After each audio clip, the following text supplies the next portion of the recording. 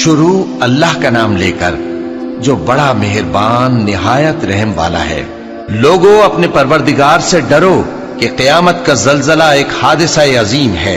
ए मुखातब, जिस दिन तू उसको देखेगा उस दिन ये हाल होगा कि तमाम दूध पिलाने वाली औरतें अपने बच्चों को भूल जाएंगी और तमाम हम्ल वालियों के हम्ल गिर पड़ेंगे और लोग तुझको मदहोश नजर आएंगे, हालांकि वो मदहोश नहीं होंगे बल्कि अजाब देखकर मदहोश हो रहे होंगे। बेशक अल्लाह का अजाब बड़ा सख्त है। और बाज लोग ऐसे हैं जो अल्लाह की शान में इल्म के बगैर झगड़ते और हर शैतान सरकश की पैरवी करते हैं, जिसके बारे में लिख दिया गया है कि जो उसे दोस्त रखेगा तो वो उसको गुमराह कर देगा और दोज़ख के अजाब का रास्ता दिखाएगा। लोगों,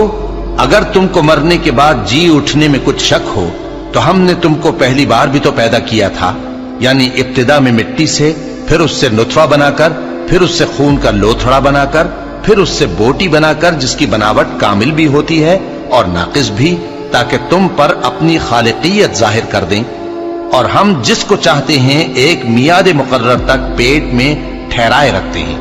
फिर तुमको बच्चा बनाकर निकालते हैं, फिर तुम जवानी को पहुंचते हो और बाज कब्ल अज़ पीरी मर जाते हैं